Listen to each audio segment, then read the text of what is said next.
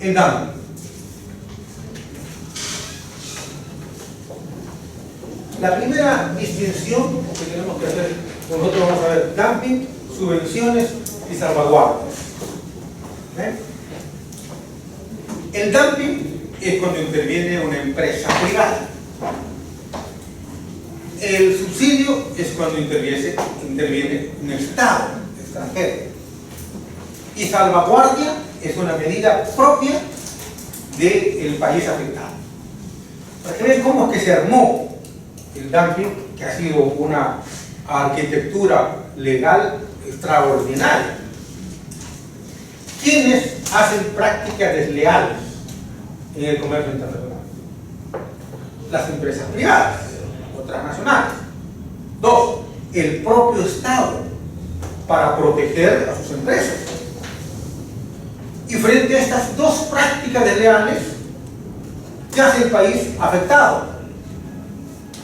Están las medidas de salvaguardia, que por su naturaleza son unilaterales. La medida de salvaguardia no es bilateral. Es el Estado que siente que la empresa privada, a través del dumping, y que el Estado extranjero, a través del subsidio, afecta a mi economía. ¿Cómo reacciono yo? Primero con una salvaguardia y después los procedimientos. Pero los procedimientos, por más administrativos y veloces que sean, demoran por lo menos 6 u 8 meses. Entonces la práctica real es el mecanismo de reacción inmediata.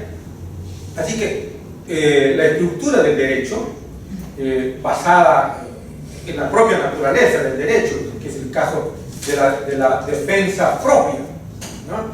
Veamos el ejemplo del derecho penal. En el derecho penal, si alguien me agrede, yo lo puedo matar. Entonces, ¿cómo reacciono yo?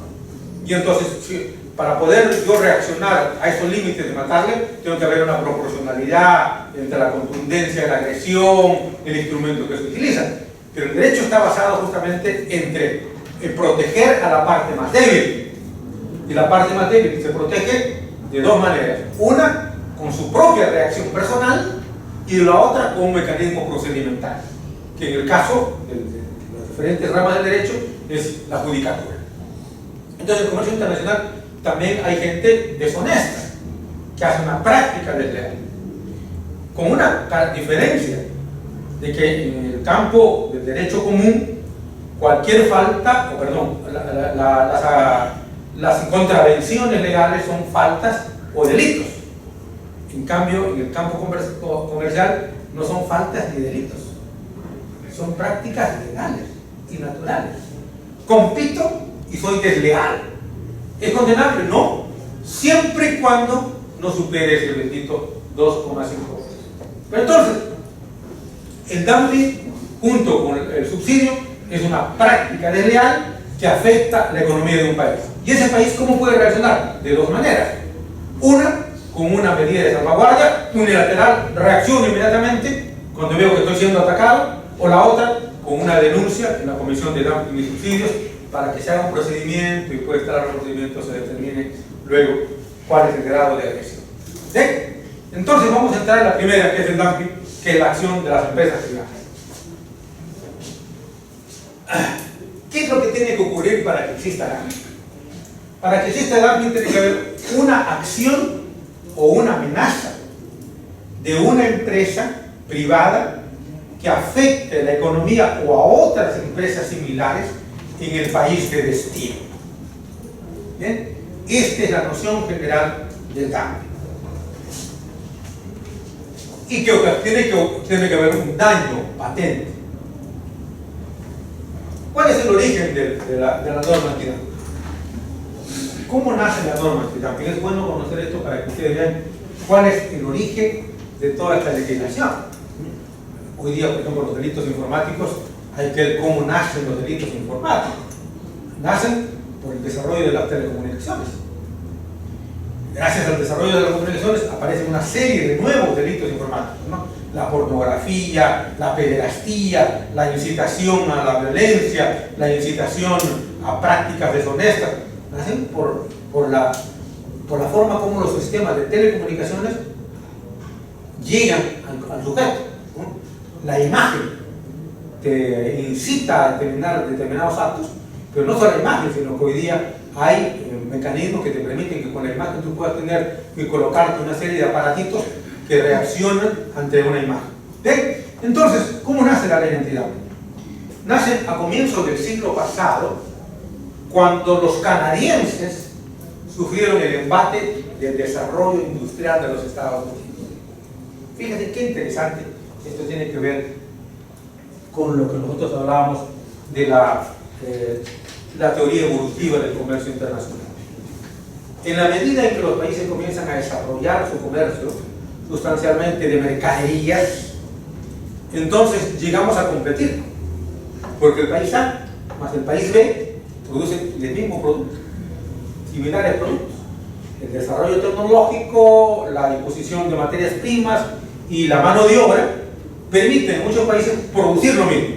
Por ejemplo, estos aparatitos, los proyectores, los producen diferentes países. Los países del sudeste asiático, los chinos, los japoneses, los americanos y también los brasileños. Entonces, el desarrollo tecnológico te va permitiendo que lleguen a producir el mismo producto varios productores o varios países. Y esto es lo que ocurrió a comienzos del siglo pasado. En 1904, el gran desarrollo industrial de los Estados Unidos. ¿Dónde empieza el desarrollo industrial de los Estados Unidos? En el norte de los Estados Unidos, en el lado este de los Estados Unidos. Nueva York, Boston, Massachusetts, Chicago. Ese es el gran desarrollo industrial. Estados Unidos empieza como un país central, un país centralizado. Cuando se dice, no, el Perú todo está centralizado en Lima, igual ocurrió en Estados Unidos. El desarrollo industrial estaba en el norte de los Estados Unidos, de Nueva York para arriba, y el lado, el oeste, o sea, California, Los Ángeles, eran los consumidores. Muy bien. Aquí ocurre lo que yo le llamo la psicología de la distancia. Las empresas industriales, ubicadas todas al borde de los lagos que separan Estados Unidos del Canadá, ¿dónde exportaban primero? No iban a venir a exportar acá a América del Sur, a los canadienses. Entonces, y Canadá también desarrollaba su industria. Recuerden, en Canadá es mitad francés, mitad inglés. Y entonces los americanos empezaron a invadir de productos al mercado canadiense. ¿Qué hacen los canadienses? Pues tenemos que defendernos. Y crean su primera ley antidumping en el año 1904. Entonces, la ley antidumping es cómo impedir que un productor extranjero venda a mi mercado a un producto a un precio menor que el que vende en su lugar de origen. Y así los canadienses fueron los grandes creadores de la ley antidumping. Dumping o dump significa arrojar, botar. Tiempo más tarde, las universidades americanas, y esa es la gran la parte más maravillosa del desarrollo de los Estados Unidos, es que se hizo desarrollando las universidades estatales y federales. Dinero con cancha para la investigación pura. Entonces, le permitió a los americanos decir, oye, lo que han hecho los canadienses para defenderse de nosotros, lo podemos hacer nosotros para defendernos del resto del mundo.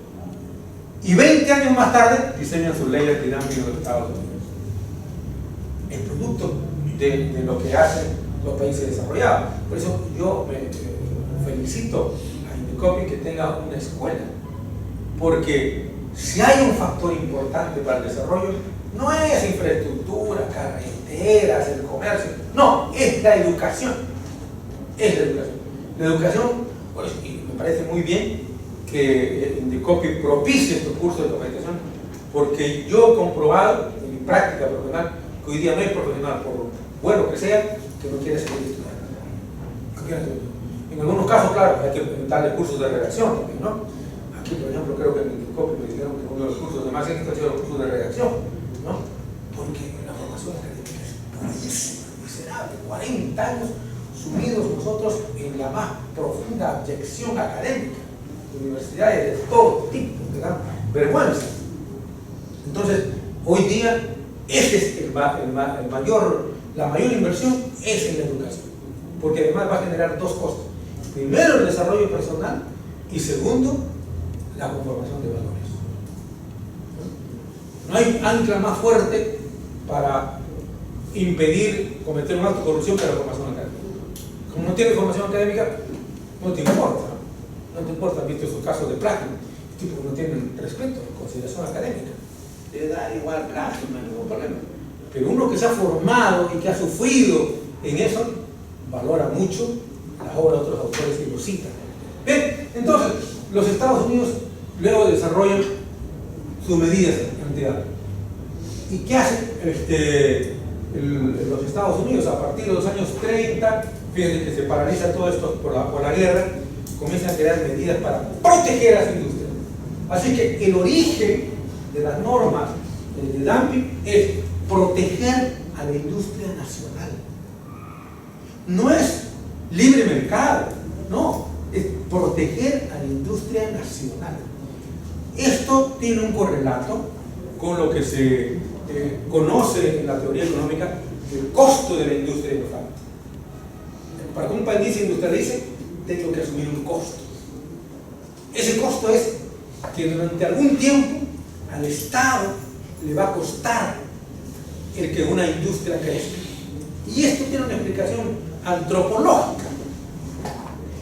Todos ustedes, yo inclusive, somos producto del esfuerzo de nuestros padres, ¿no? Que con más o menos recursos nos dieron una formación, primero escolar y después superior.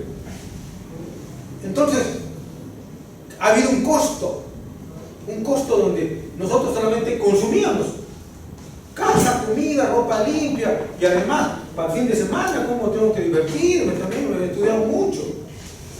Entonces, hay un costo hasta que estás maduro y ya sabes el mercado. Ahí tu mamá te va a decir, uy, ahí viene la otra y te lleva. Yo te he cuidado durante años y no te va para gozar. ¿Bien? Pero esta es la ley de la vida. Entonces, hay un costo. En la formación de nosotros hay un costo. Nadie puede decir, ay, yo no le debo nada a nadie. Cuando alguien me dice, yo no le debo nada a nadie, ahí me pongo a andar con reservas. Alguien le deberá. Entonces hay un costo. En la industria igual. Hay un costo de que tengamos una industria. Así ha sido lo que los Estados Unidos. Lo que pasa es que más tarde dicen, no, ahora libre mercado. ¿Por qué? Porque ahora tu crecimiento me está afectando a mí. ¿Sí? Por la competencia. Entonces, el origen. Y luego, en la ronda Kennedy, ya, fíjense, ya en 1964, se dice hay que hacer la regulación de las prácticas armadas. Pero yo le conversé nosotros en clase pasada, recuerdan que les hablábamos de Bretton Woods, ¿no? En Bretton Woods se diseñaron estas reglas. Como siempre, ¿quiénes fueron los países que más aportaron en Bretton Woods? Los países desarrollados, las universidades. ¿Dónde un Estado puede tener un plantel con gran capacidad de negociación, con gran formación académica? Tiene que sacarlo de las universidades o del sector privado. Entonces, en 1945, las universidades americanas crearon la figura de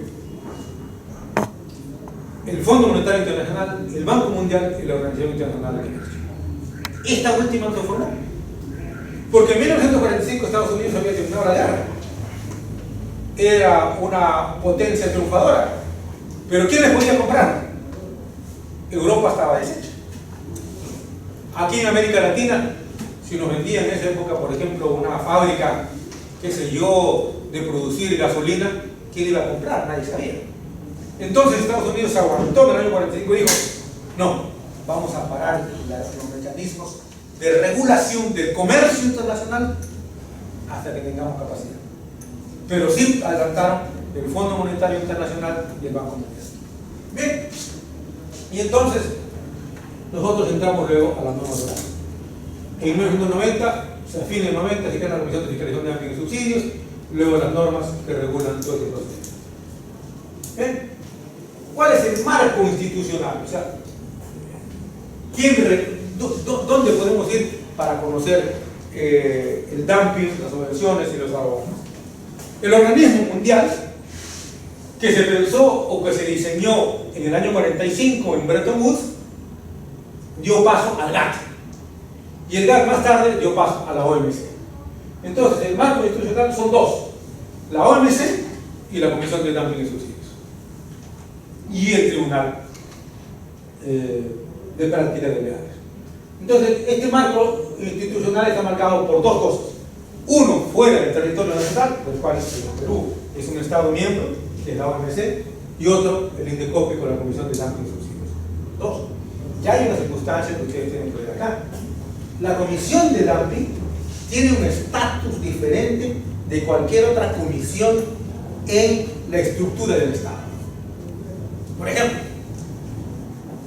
hay comisiones que se me ocurren ahorita, por ejemplo, la Comisión de Indultos. Es una comisión que nace de una decisión soberana del Estado peruano de crear una comisión de indultos. Puede haber una comisión de transporte urbano, es una decisión soberana del Estado. Pero la Comisión de Dumping tiene su origen en un mandato multilateral, en la OMC. Aquí es donde nace la Comisión de Dumping y Subsidios. Y esto es cosa que a veces la gente no lo entiende. Cree que la Comisión de Dumping es una comisión como cualquier otra. Comisión de condenas, comisión de indultos, comisión de pesos y medidas, comisión de... en fin, todas las que ustedes se imaginen en la comisión del Estado.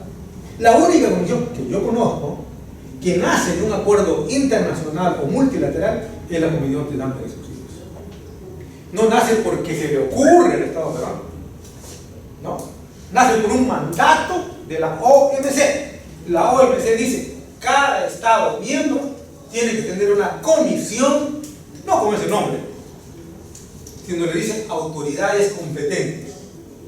¿Cuál es el nombre que quieran? Pónganlo ustedes el nombre que quieran. Pero cada Estado miembro tiene que tener una comisión primera encargada de defender su industria nacional. Ojo, he dicho defender. No he dicho administrar justicia. No he dicho administrar el procedimiento administrativo. ¿No? Defender a la industria nacional. Claro, con pruebas, con documentos, con la verdad, pero defender a la industria nacional. Y ojo, en consecuencia, las reglas que utilizan emanan de un convenio multilateral, no emanan de una norma administrativa. Yo recuerdo que una de las fricciones que había entre la Comisión de Dumping y el tribunal era que el tribunal siempre aplicaba las bajo reglas de la Ley General de Procedimientos Administrativos. Es cierto, la Ley General de Procedimientos Administrativos es una norma adjetiva para regular el procedimiento, pero dije adjetiva, no es sustantivo. El sustantivo es la norma de la OMC. Entonces, lo único que puede intervenir el tribunal es decir: oiga, usted no ha contado los días hábiles como si fueran días naturales o una cosa así, pero no es un fundamento como se regulan todos los procedimientos administrativos. ¿De acuerdo? Ustedes están emanando de un tratado internacional que, por supuesto, muchas personas no lo entienden.